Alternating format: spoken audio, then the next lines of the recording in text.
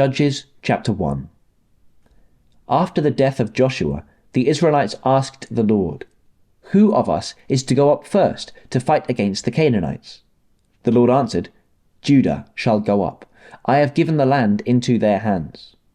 The men of Judah then said to the Simeonites, their fellow Israelites, "Come up with us into the territory allotted to us to fight against the Canaanites. We in turn will go with you into yours." So the Simeonites went with them.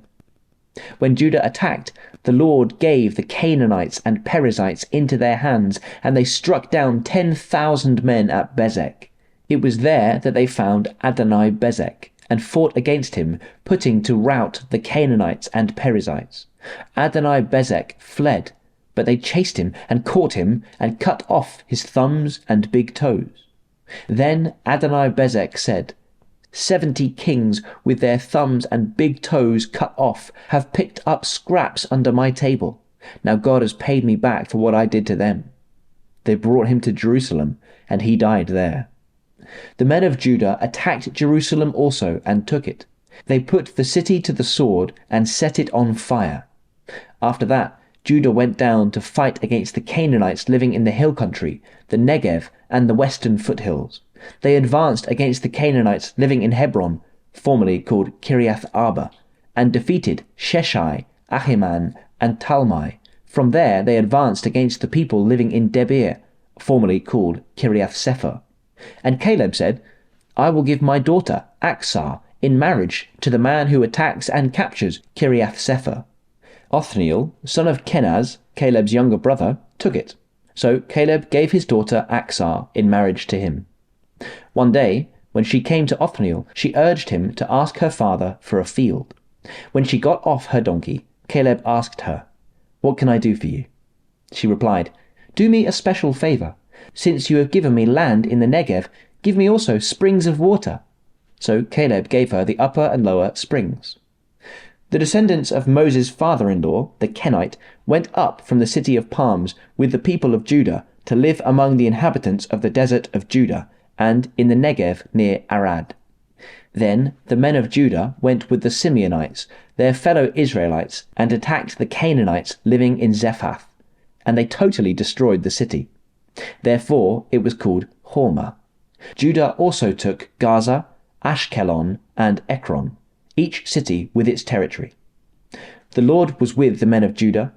They took possession of the hill country, but they were unable to drive the people from the plains, because they had chariots fitted with iron. As Moses had promised, Hebron was given to Caleb, who drove from it the 3 sons of Anak. The Benjamites, however, did not drive out the Jebusites, who were living in Jerusalem. To this day, the Jebusites live there with the Benjamites. Now the tribes of Joseph attacked Bethel, and the Lord was with them.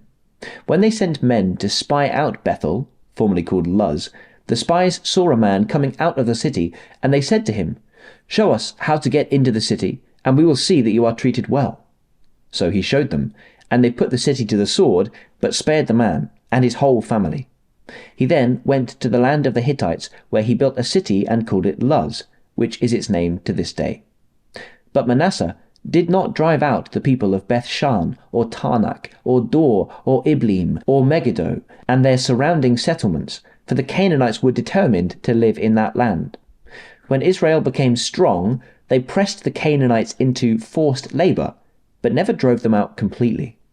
Nor did Ephraim drive out the Canaanites living in Gezer, but the Canaanites continued to live there among them. Neither did Zebulun drive out the Canaanites living in Kitron or Nahalol, so these Canaanites lived among them, but Zebulun did subject them to forced labor. Nor did Asher drive out those living in Akko or Sidon, or Ahilab, or Akzib, or Helba, or Aphek, or Rehob. The Asherites lived among the Canaanite inhabitants of the land, because they did not drive them out. Neither did Naphtali drive out those living in Beth-Shemesh or Beth-Anath, but the Naphtalites, too, lived among the Canaanite inhabitants of the land, and those living in Beth-Shemesh and Beth-Anath became forced labourers for them. The Amorites confined the Danites to the hill country, not allowing them to come down into the plain. And the Amorites were determined also to hold out in Mount Heres, Aijalon, and Shaalbim, But when the power of the tribes of Joseph increased, they too were pressed into forced labor. The boundary of the Amorites was from Scorpion Pass to Selah and beyond.